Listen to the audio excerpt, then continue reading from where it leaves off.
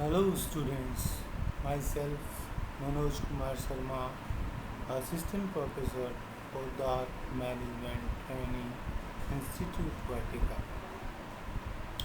Students, today we will teach about the growth and development of a child. सबसे पहले हम अभिवृद्धि का अर्थ जानेंगे कि अभिवृद्धि किसे कहते हैं। अभिवृद्धि का सामान्य अर्थ होता है आगे बढ़ना।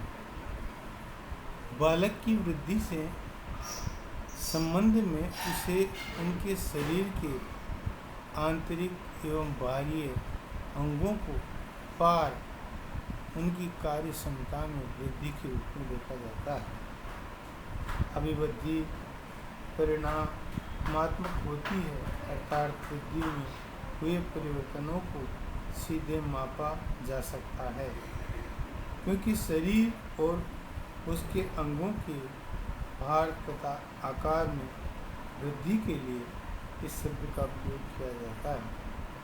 अभिवृद्धि मूलतः शारीरिक परिवर्तन या फिजिकल चेंज कहा जाना चाहिए। इसके बाद में मानव शरीर में वृद्धि एक आयु तक यानी 18 वर्ष से लेकर 20 वर्ष तक की आयु की होती है। उसके अंगों में वृद्धि नहीं होती है, अर्थात इस आयु तक व्यक्ति पूर्ण रूप से वयस्क बन जाता है। इस वृद्धि को देखा जा सकता है, परखा जा सकता है और मापन भी किया जा सकता है।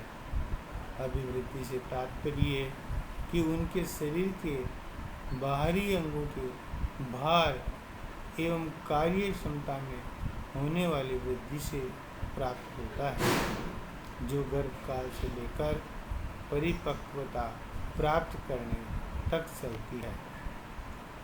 आइए विद्यार्थियों, हम अभिवृद्धि की परिभाषाओं का अध्ययन करेंगे।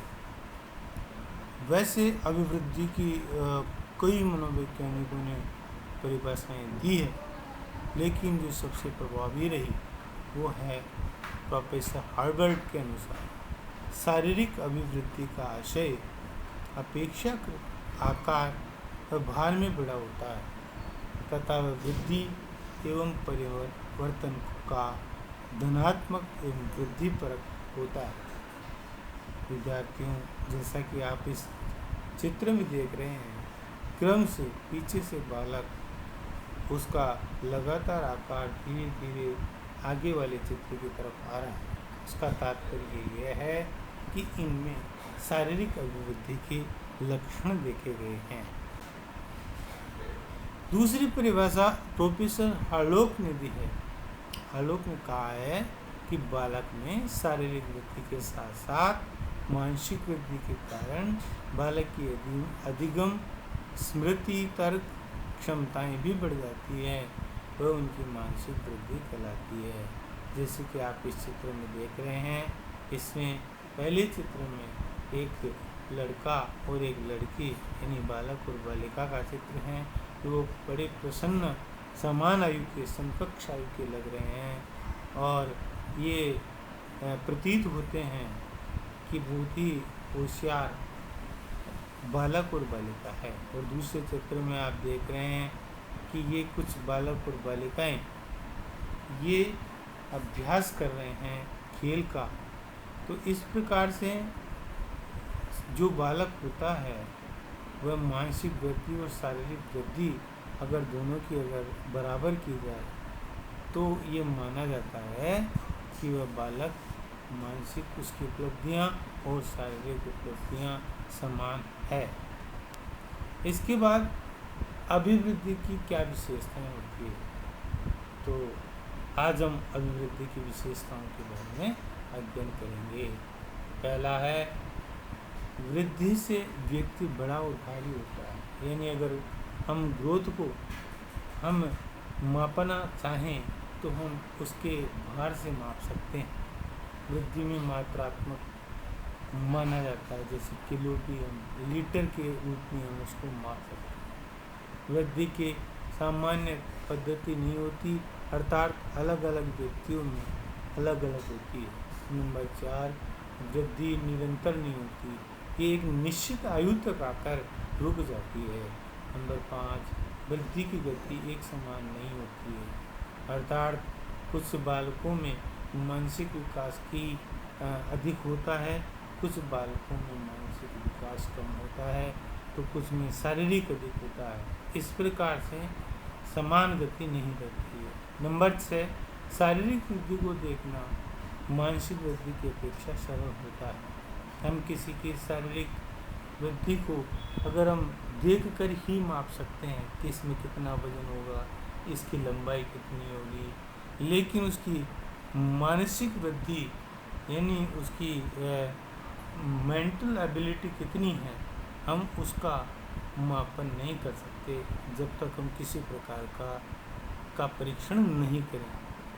नंबर 7, वृद्धि वंशानुक्रम तथा वातावरण का परिणाम है। कई बार माता और पिता उनका कद छोटा होता है, कई कारण होते हैं उनके कद छोटे होने के। वंशानुक्रम में इसलिए माना जाता है इसमें कि जिसके माता पिता का कद छोटा होता है तो बालक और बालिका भी कई बार इससे प्रभावित होते हैं, और इसी को कहा जाता है कि वंशानुक्रम प्रभाव इस बालक या बालिका पर पड़ा है। नंबर 8, स्त्रियों में वृद्धि पुरुषों की अपेक्षा कम गति से होती है, अर्थात उसमें बाल में वृद्धि है, इस प्रकार से वजन में वृद्धि, इस प्रकार से उसके कद में वृद्धि, ये पुरुषों की अपेक्षा उसमें गति कम प्राप्त होती है। ये हमारे मनोवैज्ञानिकों का मानना है। इसके बाद में हम दूसरा अध्ययन करेंगे विकास। विकास किसे कहें? विकास एक ऐसी प्रक्रिया है जिसका आरंभ गर्भावस्था से होता है और यह जीवन पर्यंत चलता रहता है। विकास कई रूपों में होता है, जैसे शारीरिक विकास, मानसिक विकास, सामाजिक विकास इत्यादि। यह एक सकारात्मक विज्ञान है जिसे हम अपने जीवन में प्रतिदिन परिवार में समाज में देखते हुए आए हैं। हमने एक बालक को छोटे से बड़े होते हुए देखा है, तो इस प्रकार से हमें ज्ञान। विकास की परिभाषा को लेकर सबसे पहले प्रोफेसर मुनरो ने कहा कि परिवर्तन श्रृंखला की वह अवस्था है जिसमें बच्चा भ्रूण अवस्था से लेकर वह तक गुजरता है, प्रौढ़ावस्था विकास कहलाता है। इसमें आप देख रहे हैं 4 तस्वीरें हैं।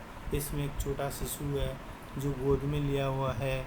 दूसरा जो चित्र है वो एक शिशु का जो उल्टा लेटा हुआ है, ये उससे पूर्व बालक से वृद्धि की तरफ विकास की तरफ बढ़ रहा है।